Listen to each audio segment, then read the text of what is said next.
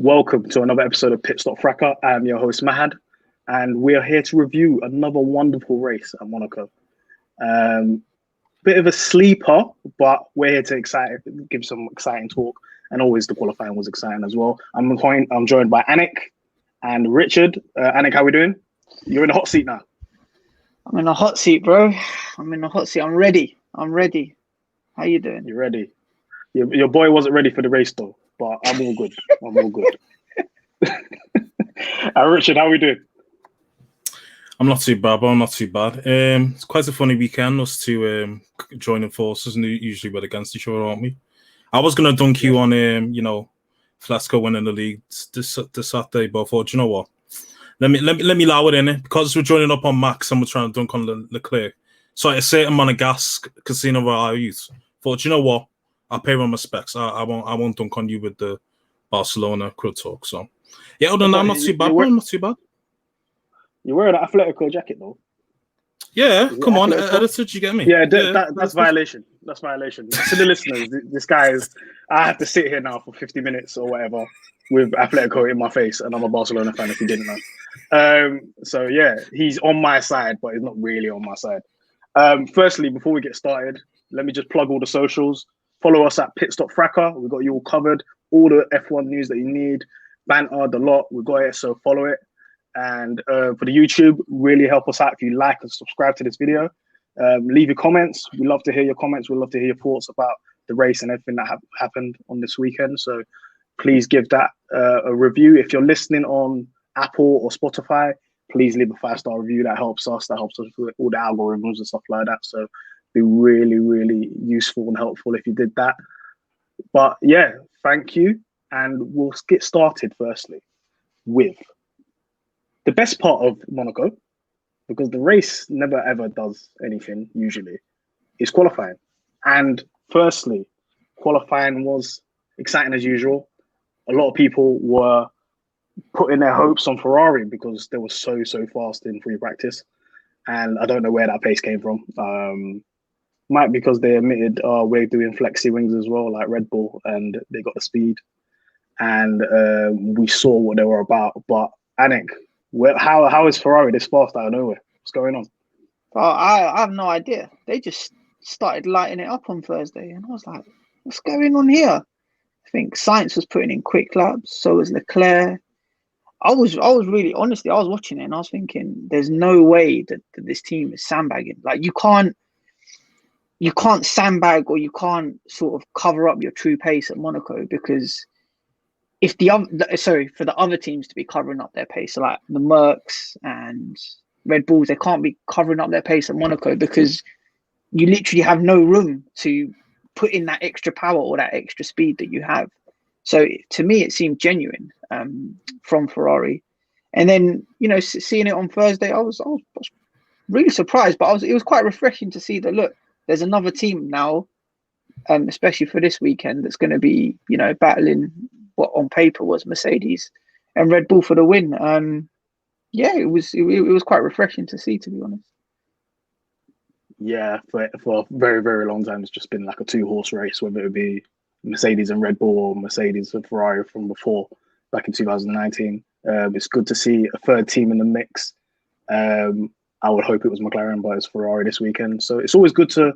Who says Ferrari's? Who said Formula One is just a one-team race? We've mixed it up this week. We had how many different teams in Q3? It was 7 different teams. 7 different teams. 7 different teams. So yes, it's hotting up. The even playing field's happening. Mercedes, not a good weekend overall. If you are listening to this and you saw the papers, you saw the results, it's not good. But in qualifying, Bottas managed to get it on P3. But Hamilton, reigning world champion, 7-time world champion, just seemed completely off the pace. Richard, what happened to Hamilton this weekend? When I watched practice on Thursday and whatnot, I didn't really have the impression that the makes for sandbagging. It looked like something was completely off, especially when you see Hamilton was like a good 5, 6, maybe even 7 times off the lead. I just thought, no, there's no way that they're trying to hide something. So when it came to Quali, and I was still seeing the same thing, and even Bottas, even outdoing Hamilton, I just knew it was more or less like a confidence issue, or maybe the setup of the car wasn't right for Lewis.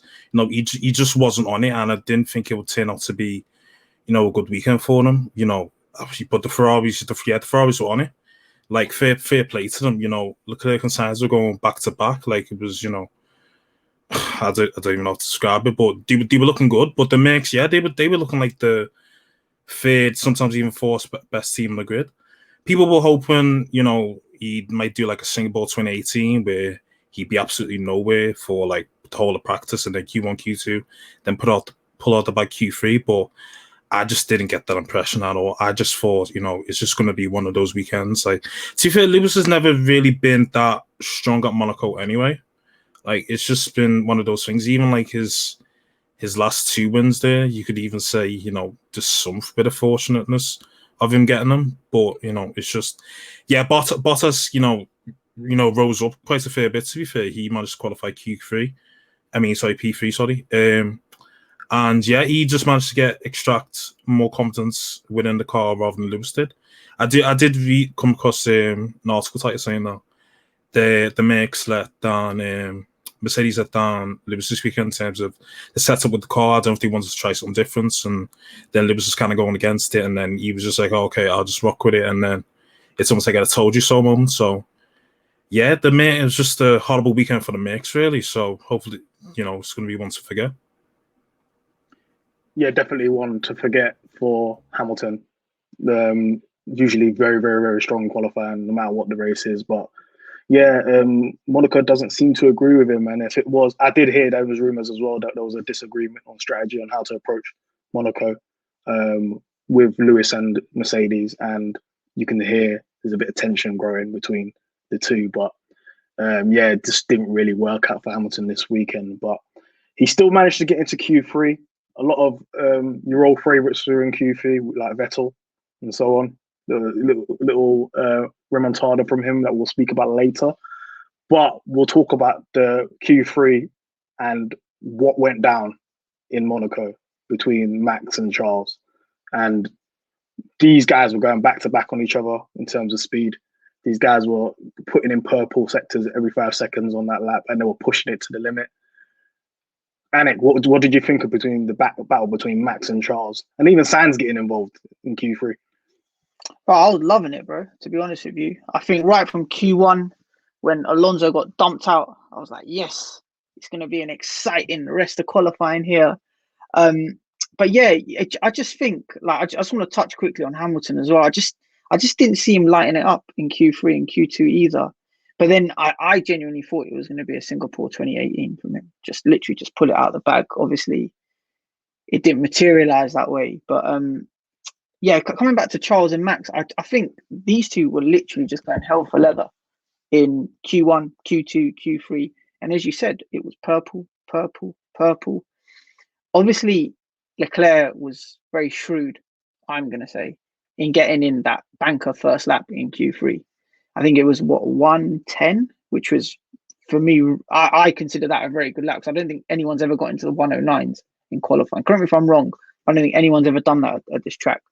So I think it was like a 110.3. So I was like, okay, that's a good, very, very good lap. I know that is, potential pole. But then I think on Verstappen's first run, he wasn't able to hook it up right. I think he locked up. I think that's what Martin Brundle said. Correct me if I'm wrong. I think he said he locked it up. Locks up. Yeah, and then he got a 110.5-ish. Yeah, yes, something like that. But then when I saw Sainz put it on put it P3 in the first round, I was like, okay, yeah, like the Ferraris are really, really quick here, and there's a genuine chance that on the second run, Sainz will be able to challenge for the front row, and Max might be in a bit of trouble here. Obviously, Bottas ended up P3, which I thought was quite a good lap from him, to be honest with you. And then obviously, there's some question marks about the second run.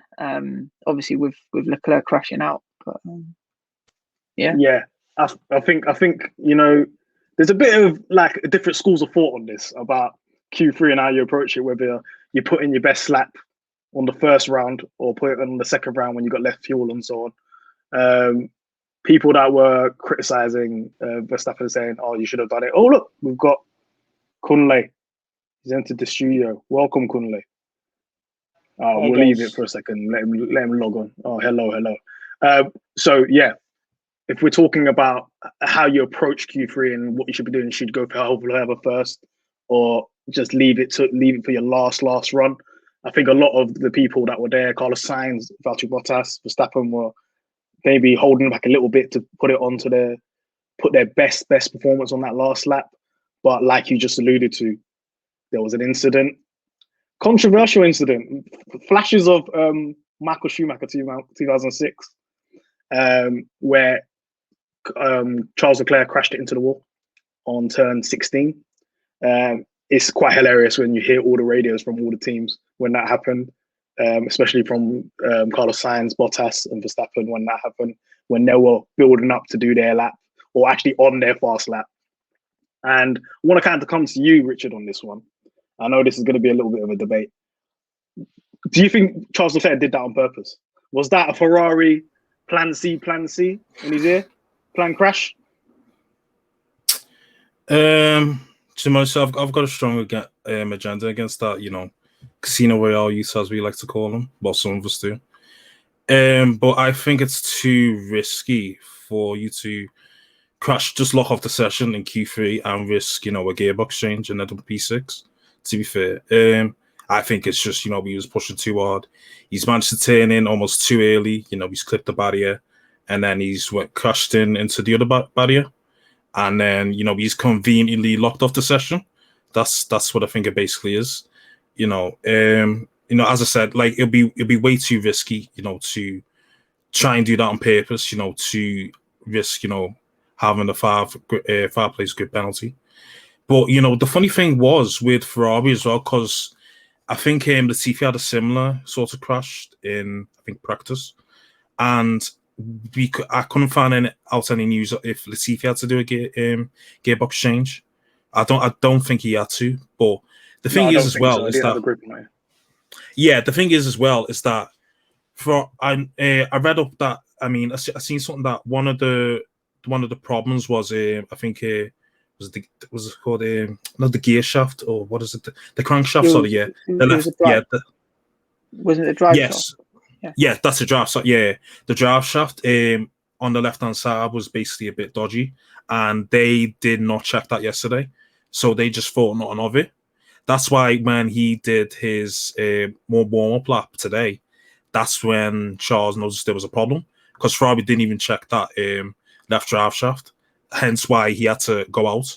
So it's a lot of incompetence. It's it's just Charles did crash out on his own accord, but the thing with Ferrari is that if your driver makes a mistake, you're meant to help him out. You're meant to back him. So you trying to go all or nothing, basically being like, I think the gearbox is fine. We're still going to be on pole. We're going to be fine. Rather than to check the rest of the car to see if there's another issue. You've then not only fucked him out on pole, the guy can't even race at home. He's there in his motorhome, on Netflix or whatever, or watching a race, like depressed. Like the guy is already the last 4 times he's been to Monaco, he's DNF'd. Like that's even including an F2. And this is probably the worst thing of the war. He hasn't even managed to start the race just because Ferrari felt too arrogant to really check how damaged the car really was. So as much as I want to put it all on Charles, I think Ferrari should share equal blame as to what necessarily happened today, really. So I think on that, I just want to come back to like the incident itself. Okay, so as I said, it was a 1:10.3. I'm looking at, and I think that was a decent banker lap. Now, at that point where he crashes, he's crashing towards the end of the lap, as you said, turn 16. Look, I don't want to start no conspiracies here or nothing, but I'm sure, would have got information that the other guys that were behind him were on hot laps, and you can tell that from the radio reactions that we got. They were obviously pissed off. Like Bottas was pissed off, Sainz was pissed off, Verstappen, his head went through the roof. I'm not saying that he crashed on purpose. And these guys are driving, come on, this circuit is literally like the ultimate driving test. Like, you can't have, 5 to 10 centimeters margin of error.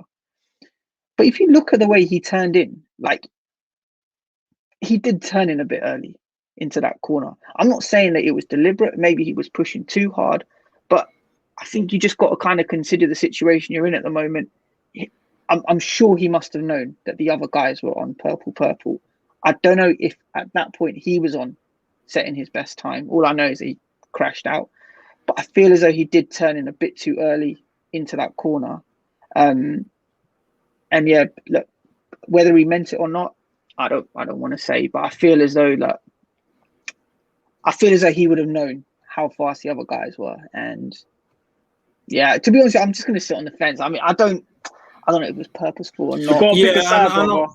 Okay. I'm going to say that I'm going to stick my neck out and say that he done it on purpose. Only because Ferrari heritage. Only because he must have known that those guys were on quick laps, and you can tell from their reaction as well.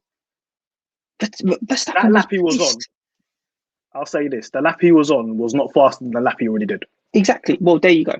I don't want to sound like it's he 100% done it on purpose, but he would have got that information. And look at how early he turns in.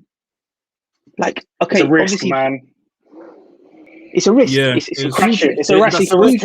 a huge risk. I know it's a huge risk, but obviously when you turn in on that corner, you jump over the curb and you go straight into the Armco. That has happened. And as Richard said, his team didn't cover themselves in glory, because it seemed like whether it was intentional or not, it was a masterstroke because he was starting from the front. But look, man, he gave his team a job. Yeah, I mean, to be fair, I feel like even with the draft shaft, even if there wasn't a problem, I felt like that gearbox was definitely something up with it, and they were trying to mask it. I just had a feeling it would be the case of like he could only go as high as up to 4th or something, and he'd have to just like chill there and somehow hold off max, sort of thing. So I definitely think there was another problem. Ferrari just didn't want to, because he knew if they dropped him back, like, the likelihood of him getting a podium at least would have been difficult. They'd have to try some sort of like undercut, and Ferrari sometimes are pretty shit on strategy. So I think they were just going to be like, oh, if you can, if you have to skip gears or whatever, what one of the problems would have been, apart from changing it, just do that. But, it's just Ferrari just being incompetent, as they like to be sometimes, and just trying to go, all or nothing. And look, this just resulted in nothing. I mean, Sainz did get, a P2, but that was as the result of, Leclerc not starting and Mercedes pit crew being shite as usual. So, yeah, it's kind of mixed bag, really. This is the history of the Ferrari, man. We've seen this a lot of times with their mechanics being lax with checks and so on. Especially, I think, back in Vettel season in 2017, 2016. Just I think one was about spark plugs, I think, Anik, wasn't it? Yeah, I was just going to touch on that. Like, see, obviously the back end of 2017, the Ferraris have a history of not helping their drivers, especially on the run up to the grid. In Malaysia 2017, I remember Raikkonen had a problem getting to the grid. I think he qualified P2, and then he had to start from the pit lane. Vettel in that same race weekend had to start from the back of the grid. And the very next race in Japan, they had a spark plug issue. They didn't check the spark plug for Vettel. And this guy was lacking so much speed at such a high power circuit like Japan.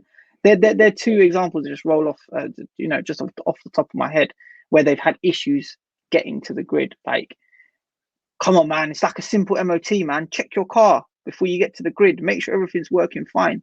Like, I would have expected a bit more from Ferrari. When you consider the close shave they had with the gearbox, they were in a fine position, to go on and win the race, as we saw what Max done. When you're at the head of the queue, it's like a foregone conclusion.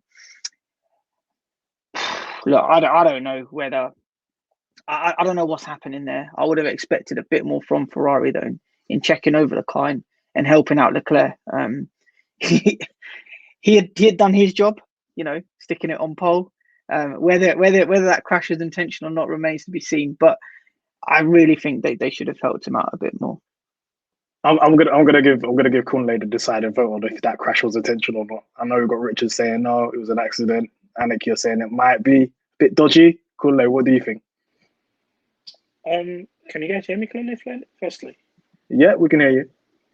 I think it was too much of a risk to be on purpose. Like, you don't crash your car a day to race day, with the risk of your gearbox and your chassis being a complete mess, just so you can get pole position. Considering you've not even finished that race in the past, whatever result he had gotten, if he had started the race, whatever result he had gotten, I'm sure he would have taken it, regardless of where he finished, as long as he finished. So I don't think he did that on purpose to like keep the pole position or anything like that. So I find it weird that people think he did it on purpose. If he had caused a yellow flag, then yeah, that would have been on purpose. Maybe if he had gone wide, if he had done a Rosberg, where he locked up into a corner and he just went wide, and then yellow flags came out, and no one is able to like improve in the third sector. You go wide and then try to reverse on the track, then that's on purpose. You don't crash your car on purpose. It's a Formula One car. You're risking your life in that car. Like, he could have hurt himself. I don't think you would crash your car to hurt yourself, or you crash your car to have damages on purpose. I think he was pushing, and he might have just pushed too hard. I don't think he crashed that car on purpose. But he himself wasn't lighting it up though. And I'm sure he would have known that the guys behind him were lighting it up. Look, it's your home Grand Prix. Anik, I don't think he intended to damage the car as much as possible. But he might have just, looked to break the steering arm or something, or just take out a wheel. But look, everyone says the guys behind were lighting it up. My thing is, they can go purple, yellow, and still not be a pole.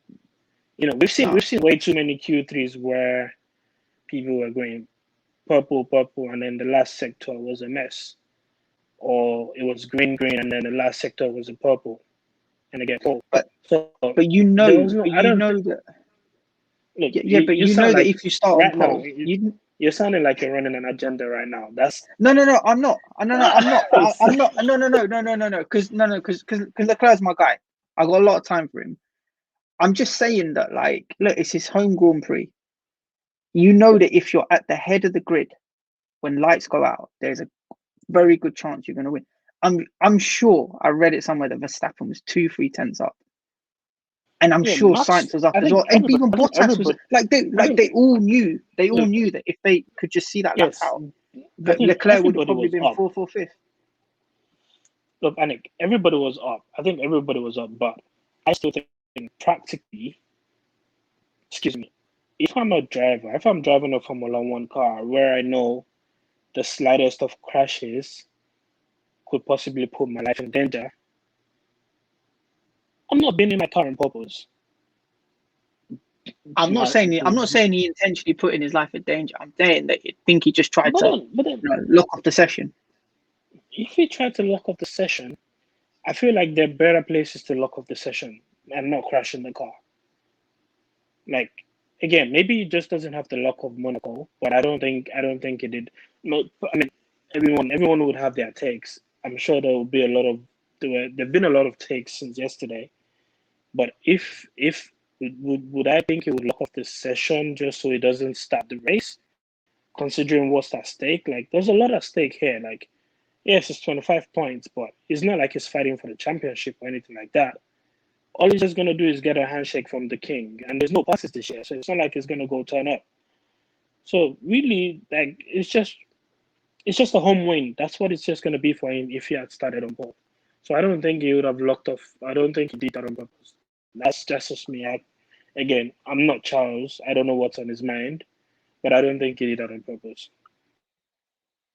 Regardless, the curse continues for Charles in Monaco. 3 DNFs in a row, even including the FC1. That's 4 DNFs. It's not looking good for him in his own races. He stuck it on pole, so 8th pole, but only 2 wins, but I'll talk about that another time, about his conversion rate of poles, because it's not looking too good at all. He's yet to get a legal win or legal pole, really. He has double the amount of poles that Max has, by the way. Just thought. I mean, but was that legal though? So really, no, it was legal. You sure? He still got poles. Okay. You could say that when you're dropping a second on Bottas, you can't over like the space of 4 weeks. You can't tell me that ain't sus. Like we can berate Bottas all we want. Like if you're dropping a second on Bottas, that's when there's red flags need to come out. Do you know what I mean? No, I'm sorry, but no, that's just too sus. What the numbers are there? I know you're Anik. I know you're putting a lot of stock in poles and so on, but yeah, he's got more poles than Max, but Max has got 12 wins out of 4 poles. All legal. His win was gifted. All legal wins, by the way. His wins were gifted. Yeah, it was gifted to him. It was gifted to him today because we know about how Monaco works. If you're on pole, you usually convert that, unless there's a fuck up in strategy. We'll talk about the fuck ups in strategy because there was a lot going on today. But yeah, Leclerc had to get removed from P1. It was just basically an empty P1 slot because he could not start. And Max Verstappen headed into Sandevort. Not a really good start, but he covered the space from Bottas behind him and managed to get away. And that was the end of Max Verstappen in this race. He was gone, long gone. I know Sainz was catching up with him a little bit later on into the race, but it seemed like a easy one for him. But we'll talk about what happened actually during the race now, with what happened with Mercedes. So yes, Valtteri Bottas started off second. There was a lot going on in Mercedes strategy camp and tyre issues. And it was not a good look for just Mercedes on the whole today about how they conducted themselves in terms of their plans. Firstly, they decided to pit Lewis Hamilton very, very, very early, which doesn't really make sense. He was in I think he started in P7 and was looking for the P6 actually, because Leclerc wasn't starting. So, and he's looking to try to maybe do an undercut. I don't know if an undercut actually works on this track. There's always an overcut. So there was the first mistake there. And then there was the famed Bottas pit stop that we saw. I'm going to come to you, Richard, on that. What did you think of Bottas's pit stop? Well, I was on Discord live when it happened, and I just thought, it's just a simple error, like there's something wrong with the wheel gun or whatever. And then I seen, they were still trying to get the wheel off, and I just thought, what's going on here? Like, why can't they get the wheel off? And I heard, like, I think it was either Brundle or Crofty saying that they seen like metal fly off, like bits of metal fly off of the wheel nut onto the floor. So once that happens, how can the wheel gun attach the wheel nut to take the wheel off? The thing's done. Because once the pit stop guy put his hands up and say, look, it's done, I just knew, it's race over. It's race over. So this is not, Mercedes starting to get a bit form with this, really, because, we've seen this in Sakir. We've seen this in, I don't know what the recent races we've seen, stuff like this, but they're starting to pick up a bit of form where they're just fucking over the drivers, really, on pit stops.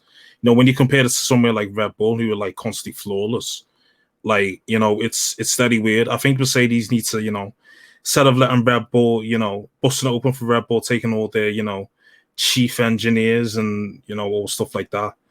They've already officially taken 6, so I've already taken 20 and offered to do the 80 as well. Often double, triple the salary, but, some people are a bit, patriotic to Mercedes for some reason. And others are a bit low, like, oh yeah, I can get, triple my salary if I go 30 miles up the road and whatever. I think they need to start taking some Red Bull's pit stop cars, because if they keep on doing this, it's just embarrassing, really. Like if Red Bull are putting pressure on them in the constructors, you can't be, failing to take off a fucking wheel nut to change a tire. Like that's just, 15 points gone. What Bottas would have given you. And with Lewis, you couldn't get the strategies. Yeah. That's it. You had a podium in the bag basically, and that's just points just gone because you can't take your right rear. I mean your right front off. So yeah, it was just embarrassing, really, honestly. Yeah, you mentioned that there's been a bit of problem since Sakir with this pit stop crew and how they're operating. It's not really looking that good at this moment in time with how they're operating. We've seen slow pit stops all year as well with Hamilton and Bottas, and it's costing them a bit. And I'm saying Hamilton's carrying this team sometimes just because of these little mistakes here and there. I don't know whether it's complacency, whether they're looking at a job over Red Bull. They're like, oh, so I've just had an offer in my email inbox. I don't know what's going on. But we've kind of seen the excellence. I know there's a lot of criticism for Red Bull, but when it comes to pit stops, these guys are excellent. They're doing sub 2 seconds every single time. So there's no mistakes there. And they're not going to make that the reason why they lose a race. Anik, what did you think of Mercedes today? Strategy, tyres, pit stops, the lot. Just everything. It was just a complete disaster from Mercedes. And as we alluded to on the tweet, they've had a shocker since Sakir. Like, it's Sakir, they messed up the tyres completely. They even in previous races, even in the last race, they messed about with a strategy, and it was Lewis that saved them face. The same thing happened in Bahrain, first race of the season. It was Lewis that saved face for them. These guys are like not doing well at all, and you know, to show that you're world champions, you should need to start moving like you are. I think with Lewis's strategy call, I think that was completely nonsensical. Like, they said before the race that we're going to try something different with him. You bring him in early when the overcut is quite clearly the better strategy to give your driver.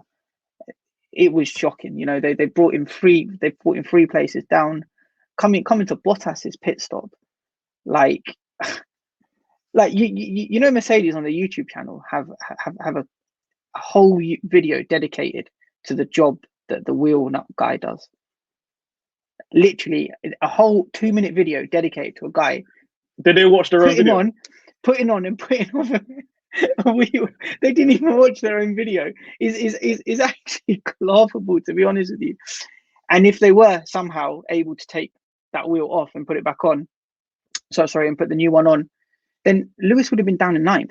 Like, if that was a straight routine pit stop for Bottas, Lewis would have been down in 9th. So from him, I think you said he was 5th when he came into the pit stops. Lewis Hamilton. Yeah, I think Lewis Hamilton was 6th when he came in. Yeah, he would have 6th. He was the first person to pit. Yeah, he was the first person to pit. So if Bottas's pit stop was routine after, Lewis would have been down in 9th. That is embarrassing for world champions. You cannot pull off a strategy like that. Like, this is not a track we can overtake. Like, it just did not make sense to me. Lewis is one of the best drivers on the grid. He is more than capable of making those tyres last. Someone somewhere must have said to call him in early. Even I think he was surprised on the radio. He was, you know, quite clearly hear that, you know, he was upset with whatever had happened there in that round of pit stops. I think all round it was a stinker from Mercedes this weekend. And yeah, looking ahead to Baku, which is definitely a power heavy circuit, my favorite circuit on the calendar, I'm expecting much better things from them. Honestly, it's funny as well when you think about it. Oh, sorry, Richard. Go ahead, Richard. No, sorry, just to tap in. It's funny as well because I seen on the F1 app there was 11-minute video of how they did their strategy in Spain. I see like the conversations going on in the background and whatnot, and it was very fascinating to see how they managed to pull that off. When you see the contrast of how they pulled off the master stroke in Spain compared to Monaco, you think it was different guys. Like, it doesn't make any sense. Like, how can you fuck it up? Like, okay, Lewis has a bad quality, cool. So you think, oh, okay, you do the overcut, you know, try to get him to like 5th or 4th or whatever. How is it that you want to bring him in so early and then you've messed them up, and then you've messed up Bottas as well, and just turns to a big shit show? So it's just a bit. Look, I'm going to chime in here, Richard. Like, you can watch that video, and they put out all these strategic videos once the race is done, and it makes it look as though, you know, they've got, you know, Einstein's behind them that's, you know, running the show for them. Coming back to Barcelona, yeah, he was 1.8 seconds behind Verstappen, and Verstappen straight away had a 4.5 second pit stop. It seemed logical to bring in Hamilton there and cover it off, because he would have performed the undercut perfectly, but he would have performed the overcut perfectly. But I just sometimes don't get how this team works. I think even Kunle said it on the last pod. they try and be too clever. They feel as though they have, a big head. They try and, act too complacent sometimes. Move like Guardiola. Guardiola in the final, yeah? Yeah, man. Overthinking it. This is how it goes.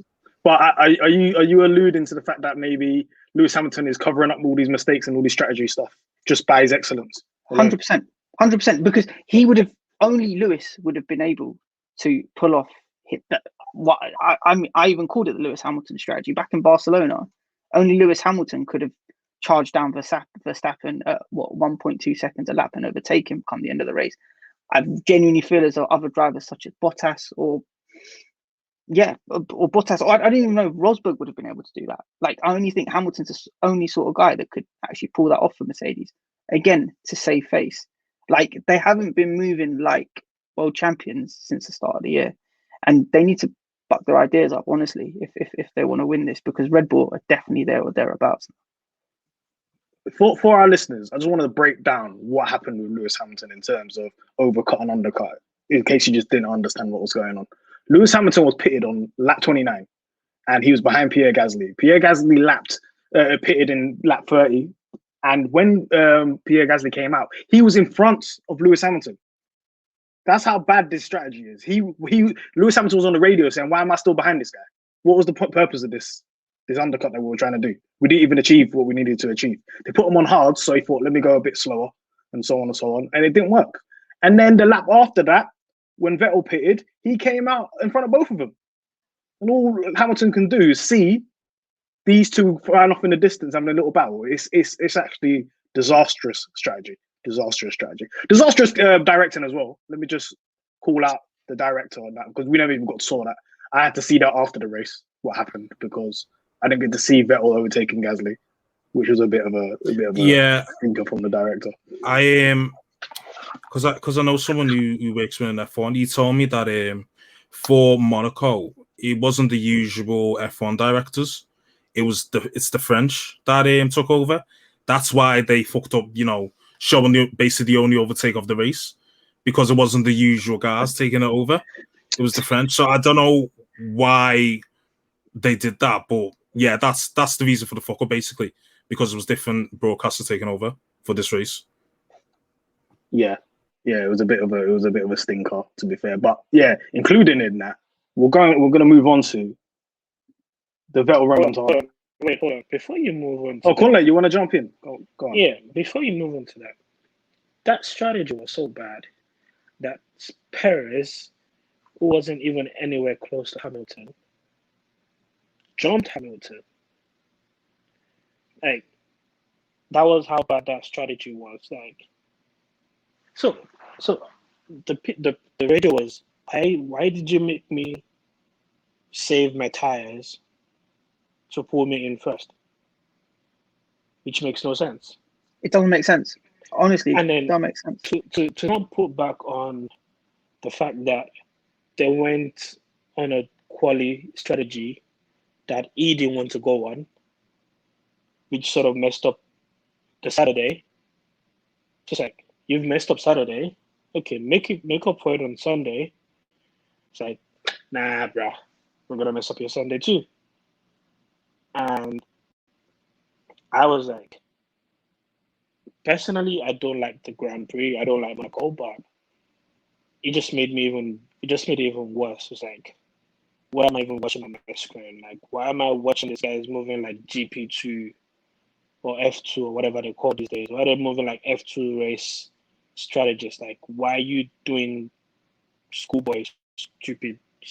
And this is not Mercedes' first time. They'd be doing this all the time. And they get away with it because Lewis bails them out. If it's not putting him on the wrong tire strategy, it's making the wrong call at the wrong time. Like last week at Barcelona, Red Bull made that mistake right in front of them. Like, they saw them make that mistake. They could have pulled in Lewis immediately, and it would have jumped him, and they wouldn't have needed him to like do all of the whole quali laps for like 20 laps straight away to pass him. But no, like I said, they have strong head. They have coconut head. They don't lose. Like, that's him, man. And the thing is, back in the days, it was easy when, they had undoubtedly the fastest car, they could do some bullshit and get away with it. But now it's different. There's a real competition, and everyone needs to be on the A game, including the guys at the pit, including the guys in the pit, including the strategy guys. And I felt for Bottas today because, this is not the first time they've messed up his pit stop. This happened to him in the past, and, it was a good opportunity for him to sort of close the gap on what would be possibly the runaway leaders of the championship this season. But nah, it's like, no, we will not. We're not going to fix your wheel nut properly. Oh, you're not even going to get it off, so you're just going to retire. Like, that's another -25 for him. That's two -2. That's two, that's two races where he's not finished. And possibly this one wasn't even anything. It didn't do anything wrong. All he did was just do a pit stop, regular pit stop. 2.1, 2.2 seconds stationary. But Mercedes were like, nah, we're going to ruin your race. But yeah, let me stop speaking about them, because, like, if I remember, it's just pissing me off more. So yeah. Yeah, and that race, we're gonna call that TV director, yeah, they need to throw that man into. I hope he doesn't know how to swim. They need to chuck him into the swimming pool, let him just go drown. Because how are you moving from, like, the overtake was going to happen right there, and then you're cutting over to Lance Stroll, who's going wide. Like, who the fuck cares about Lance Stroll apart from Lawrence Stroll? Like, no one gives a shit about Lance Stroll. They need to see him exceeding track limits, man. That's what they thought. We want to see Stroll exceeding track limits. I don't know why that was going on today. There was bare track limits being exceeded, and I have no idea why. On Monaco, you bloody got high walls. I don't know what's happening there. Why everybody's exceeding track limits on turn 10. Some amateur hour stuff, but we got through the race. We kept awake and so on. And to talk about that, the opposite. This is the opposite of what Mercedes' strategy was. This was fantastic strategy by Vettel and by Aston Martin this weekend. I think this race in Monte Carlo kind of exposes who's really on it when it comes to strategy and who isn't. And Mercedes were showing their front today, man. They weren't playing about. They were having a stinker. But Aston Martin kind of showed, okay, we might not have the best car, but we're good on this strategy thing. And Vettel managed to get P5 all the way from P8. First points of the season, good points for the team, and might be a little bit of a remontada. Kunle, I'm going to come to you. What did you think of Vettel's performance today and Aston Martin's performance? You said it all, to be fair. They did good. I mean, again, to be honest, yeah, with Monaco, you're either going to finish where you start, or you're going to get a few places if your strategy is right. And Aston Martin got the strategy right today. They got it right with Vettel, they got it right with Stroll. I think Stroll got points. They got double points today, right? They put Stroll P8, long. Stroll. Yeah. I think Stroll started P13 or something. P13 to P8 is a big jump in Monaco. Yeah. Very So that's a big jump. And that wasn't really pace, it was more strategy. They made him go long. He went extremely long at the start. And by the time the gaps opened up, with people falling out in front, when two people do not finish, that's, for anyone that's starting P11, P10, P11, P12, P13, when you see two cars in front of you finishing, you just need one decent strategy and you're getting good points. And that's what they did. And, shout out to them at Aston Martin this weekend. They did some good work, and Seb did some good work too. He made the only pass of the race, basically, the only overtake of the race. He did it, basically some heritage right there. I trained Gasly like, yeah, I'm still about. And that was it. It drove a controlled race. I don't think he was under pressure at any point once he got ahead of Gasly. He wasn't threatening whoever was in front of him either. That would have been Perez, He wasn't making inways on Perez. He wasn't getting threatened from behind. So it was just a little stroll in Monaco, waving at the boats, looking at the scenery, going in front of the casino like 60 times, and collecting the points. Nothing special. Yeah, very good weekend overall for Aston Martin in terms of points as well. P8 and P5 for Stroll and Vettel. I think they can go away happy with how the strategy worked and how the weekend worked, considering how bad the beginning of the season was for them. But we're going to move on to Lando and Sainz. They reunited on the podium. Two different teammates, ex-teammates, now driving for Ferrari and McLaren. They stuck it on P3 and P2, respectively. And I think it was a good weekend overall. Anik, what did you think of, first of all, Lando's drive? What did you think of the weekend? Brilliant drive, man. I've been saying it from the start of the year. He's really been impressing me this year. He's showing really what he can do in that McLaren. I think he's even staking a claim to be the number 1 driver as well. I mean, to get a podium there, to hold that nerve around that Monaco street circuit, brilliant. Very, very happy for Lando. Sainz as well, P2. He came in, he qualified P4, obviously. He's been showing a strong pace the whole weekend. I think even a couple of the sessions he was quickest. So yeah, really, really happy for them both. Lighting it up again. The young blood is there. They're showing us what they're about. So yeah, honestly, man, I'm going to keep it short and sweet. But I was really impressed by both of their performances this weekend, especially Lando. Yeah, Lando keeps on putting it together on the weekends. He's Mr. Consistent, like we call him here in Pitstop. He's always in and around the points. He's not playing games. He's always around the top 5. He's doing what he needs to do for the team. He's kind of carrying them. But I don't know. As a McLaren fan, I don't know. His Aussie teammates looking a bit higgy right now. Looking a bit nuts in the midfield. He's looking nuts. It's concerning me. It's concerning me. Richard, what did you think of Danny Rick's performance today, man? Or the whole weekend, on the whole. Boy, it was absolute shambles, wasn't it? Someone said on the Pitstop Twitter account that he get knocked out of Q2, and I thought, nah, surely he won't get knocked out of Q2. And luckily, he did, because he was just way off it, just completely off it.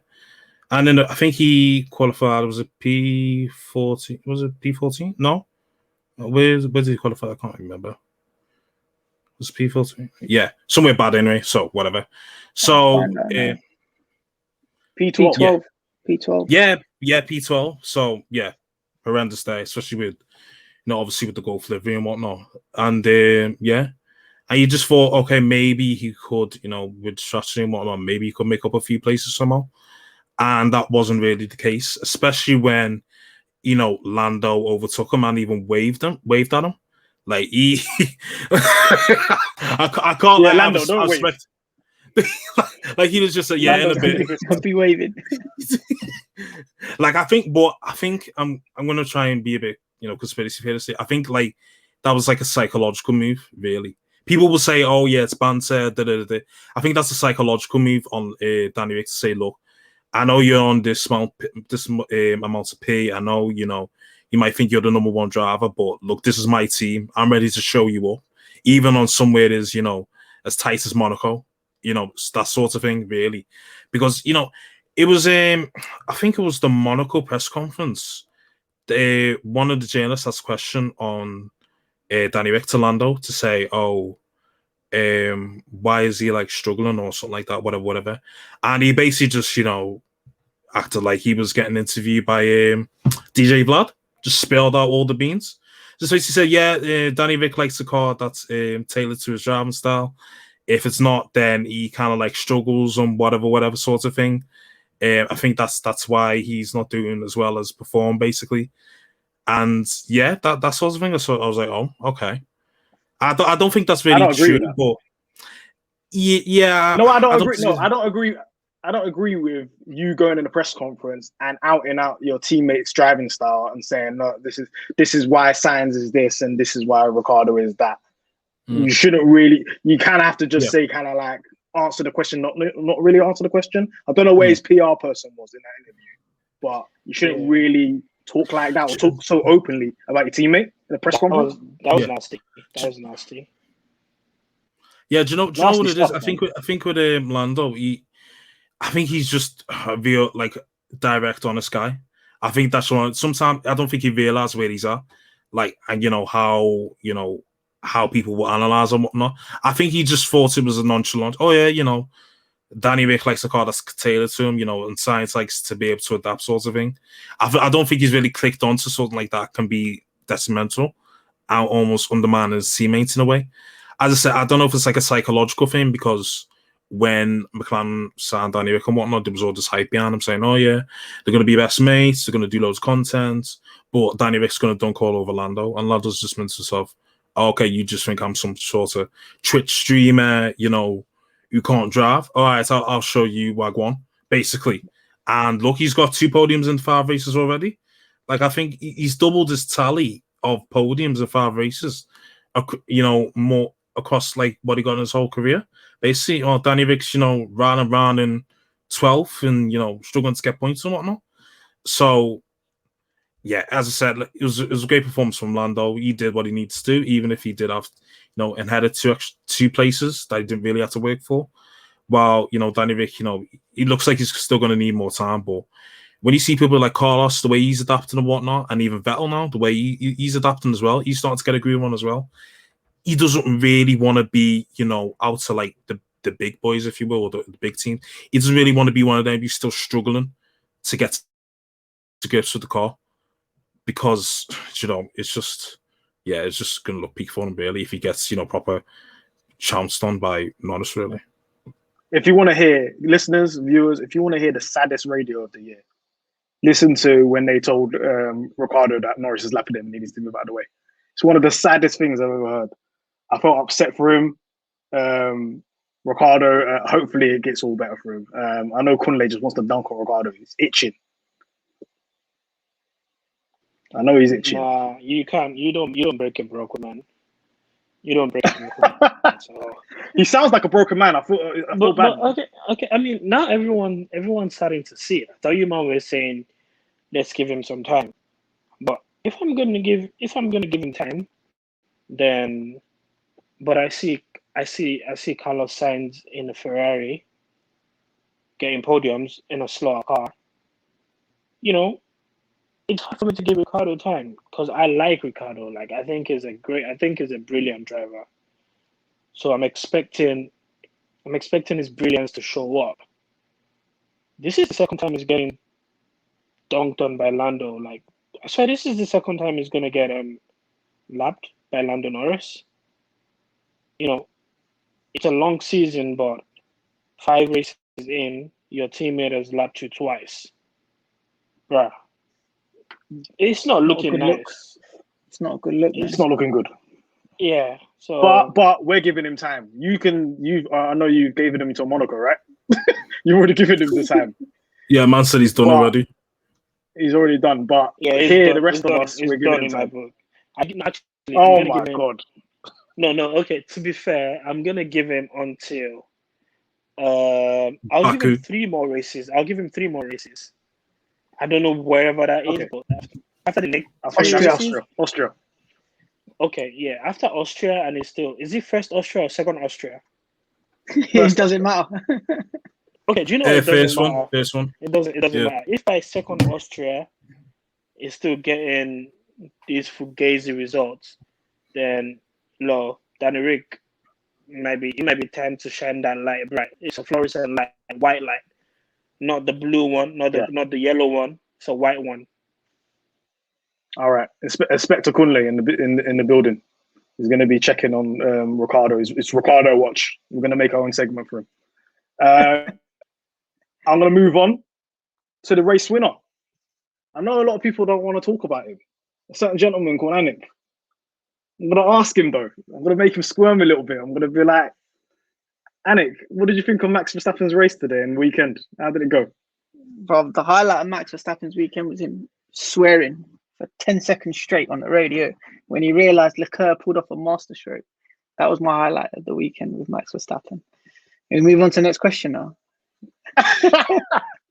This, listeners, this is the first time Anik has actually become a panelist and not the host. This man hates Max Verstappen. Mahad, nasty. I'm just gonna put it out there. So I got to do it. Yeah, nasty. So in in all seriousness, look, he had a clear track in front of him at the start. Of course. We saw I know Kunle referred to Vettel versus Gasly as an overtake. That was an overtake. That was just holding position when he came out of the pits. I think there was one overtake in the whole race. That was Mick Schumacher or Mazepin. So when Max Verstappen's, routinely gets away, holds off Bottas, didn't take much effort to, and you just ride off into the distance, literally with what he'd done. He managed to get the strategy right. Look, he won the race around the streets of Monaco. And as I said it already, with the cars that are much bigger this year, you only have a fine margin of error. And when you're applying your trade at the top of your game, you don't have any room for any error. So he's brought it home in P1. Strategy worked out fine for him. He knows himself this is a routine race victory for him, especially when you start pole. I'm going to give him his flowers, but I'm not going to go above and beyond because he wasn't put under any pressure today. The strategy, Mercedes, I don't know what they were doing. They said that they were going to try something different with Hamilton. You were expecting something from Bottas. They didn't do that. He was under no pressure. He brought it home in P1. I'll give him his flowers, but I'm not going to go above and beyond today for Max. I hear you. You gave him flowers at least. You didn't throw rocks at him. I appreciate you just giving even the smallest of kind words to Max Verstappen. He did what he needed to do. Look, if you're any driver of your soul, if you're on P1 on Monaco, you better win that race because who's going to overtake you? So he did what he needed to do. Got it home. Didn't make any mistakes. It's not crashed happen. He didn't crash for no reason. He just took it home and just did what he needed to do. 12th win in his career, second win of the season. First time ever he's actually number one in the driver standings ever in his career. So I still think when Hamilton kicks into gear, he's just going to get number 8. It's not worries. But he's stamping his mark a little bit on F1 by getting a Monaco win. I know that's one of the ones that are sought after by most drivers to get that first Monaco win, and he's got that now. I think just good performance overall by Red Bull in terms of strategy. They got P1, P4, got from Perez from P8 all the way to P4, so the strategy worked. They needed what they need. They did what they needed to do, and now they're first in constructors as well. So alarm bells for Mercedes because I know Bottas, he might be the question mark for them later on down the line in the other races if Perez starts to kick into form as well. I'll kind of move on. I know this ain't going to be Anik's driver of the day, but we put a poll out and for driver of the day because we kind of don't believe in the driver of the day, the fan vote. But this week, it actually married up. So we put a poll out. It was Max Verstappen, Seb Vettel, Antonio Giovinazzi, and Sergio Perez. With 41% of the vote, Seb Vettel won. Well-deserved. I think it is well-deserved to actually getting it on there. So we kind of agree with the actual fan vote. Anik will never, ever vote for Max Verstappen. So I already know who you vote for to be driver of the day. But yeah, a big shout out to Antonio Giovinazzi. Good weekend, I think. Yeah, very good weekend. Yeah, he made it to Q3. I voted right for Giovinazzi. What did you say? Sorry, Kunle? I voted for Giovinazzi. You voted for Giovinazzi. I think Giovinazzi did a good weekend. He got into Q3, got a point in the end, beat his teammate Raikkonen. I think he's do you know what he's doing? He's fighting for his life, man. He's got drivers down his neck trying to take his job. So he's fighting for his life right now. Was Raikkonen in that race? He was right behind him. Yeah. Finished P11. Interesting. The camera never ever went to him. Same way the camera never ever goes to Latifi, but here we are. Yeah. Who is Latifi? This is a running thing we do. Some of the members of Pitstop Fracas do not acknowledge Latifi's existence in Formula One, and neither do Mazepin. But Mazepin beat Mick Schumacher. That kind of brings us to the Mazepin Award of who had a mare today, and unsurprisingly, 65% Mercedes. So that is Mercedes strategy, Mercedes pit crew. The whole of Mercedes had a stinker this weekend. With Leclerc Ferrari second place, Daniel Ricciardo third, Mick Schumacher fourth, Mick Schumacher actually, we put him on there. People are thinking, why we put Mick Schumacher on there? He let Mazepin beat him. We need to have an inquest right now. Because Schumacher had him in the mud. This cannot be happening right now. We need Mazepin to finish every race last, and we lost.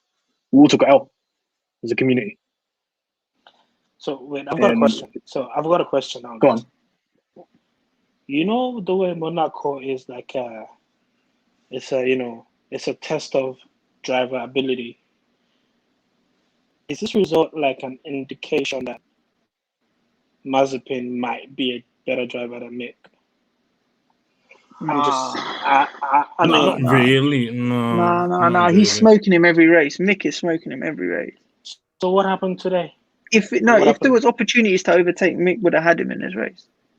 I literally have no idea how Mazepin overtook him or got ahead of him. Must have been through strategy, because from what I saw, he didn't overtake him on track. It wasn't one of the early laps. I think Mick started last. I can't remember the turn. Mick started last because Mick started last. He caused 500,000. He caused £500,000 damage to his car in, what was it, qualifying or practice? That's why he started last, because he couldn't qualify. And he overtook Mazepin. Straight away. But if you're overtaking anybody in Monte Carlo, I'm giving you your flowers. I don't care. I don't give you Mazepin. So I definitely am not going to give him the L of the day. I think collectively we can all agree that it's Mercedes, right? Yeah, Mercedes, 100%. Yeah, and as I alluded to earlier, they've stunk it up big time this weekend, and it's becoming a worrying occurrence as to how regular this is happening from Mercedes. It's very worrying. If they want to go ahead and show Red Bull that they should be second or third, they need to seriously buck their ideas up quick, because they're really not covering themselves in glory at the moment. I'm being harsh on my guys at the moment. I have to be. Lewis was not happy on the radio. Anybody go listen to Lewis radios on YouTube. He was not happy with this at all. From the beginning, he was just fuming about it. Do you know what? I'll say Mercedes, but I'm gonna give people a little bit of information. Yeah. Who was with Leclerc this weekend? Was it not Netflix? That is the L of the weekend. Yeah. Because now next year when Drive to Survive comes out, all we're gonna see is Leclerc having a stinker, crashing it into the wall, and getting on pole. And that Monegasque and AKUHD. You love. It was a masterstroke. It was a masterstroke until his team let him down. You can't blame Leclerc for that. When the the smallest violin in the world. We're smoking on that Casino Royale pack this weekend. that Casino Royale pack getting a Risley, yeah. Because I'm not thinking he's better than Max right now at all. Anik, we want to put this in on his own home, his own backyard, in front of babes and boats. Max has never done that. Boy, Max has never done that. Can't drive down his own high street, man. But Anik believes that he's going to win the World Drivers' title before Max Verstappen. Yeah, you will. Good luck to you, mate. We'll bring you back. Win an illegal engine. Yeah, of course you will. Yeah. You guys are too shameless. You move the fuel flow meter just up a bit, you know what I mean? Tip more fuel in. Yeah, get another 50 horsepower, of course.